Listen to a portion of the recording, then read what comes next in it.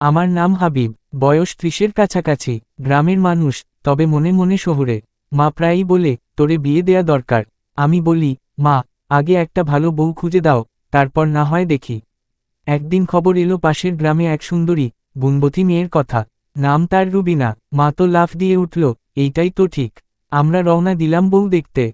মা, আমি, আর আমাদের পাগলা খালা রেহেনা।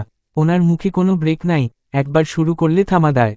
আমরা গিয়ে দেখি এক বিশাল বাড়ি, সামনে বড় উঠান। উঠানে একটা বিশাল গরু দাঁড়িয়ে, দেখেই মনে হয় মেসির চেয়েও দামি।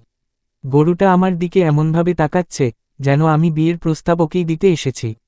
বিয়ের মেয়েটিকে দেখলাম, দেখতে মোটামুটি, কিন্তু পাশে বসা তার বোনটা একেবারে সিনেমার হিরোইন। মা তো বোকার মতো তাকিয়ে আছে। আমি চোখ টিপ দিয়ে বললাম, মা, এইটা রুবিনা না।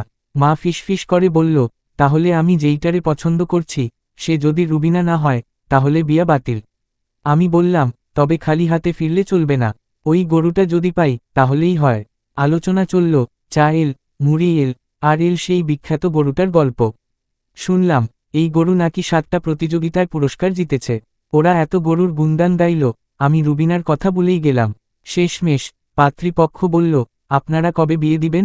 আমি উত্তরে বললাম, আসলে আমরা গরুটা পছন্দ করছি, মেয়েটা থাকুক। ঘর একদম নিস্তব্ধ। খালা তো এমন হাসি শুরু করল, তার পানের পিক ছিটকে গিয়ে মেঝেতে পড়ল। মা আমাকে এমনভাবে ঠেলা দিল, যেন বলছে তুই আর কথা বলিস না। পাত্রীর মা গম্ভীর মুখে বললেন, ছেলেটা কি পাগল? আমি বললাম, না খালাম্মা, আমি গরুপ্রেমী। বিয়ে না হোক, গরুটা বিক্রি করবেন? সবাই তো মাথা চুলকায়। অবশেষে, না মেয়ে, না গরু কিছুই না নিয়ে আমরা বাড়ি ফিরলাম। মা বলল, তোরে নিয়ে আমি আর পারি না।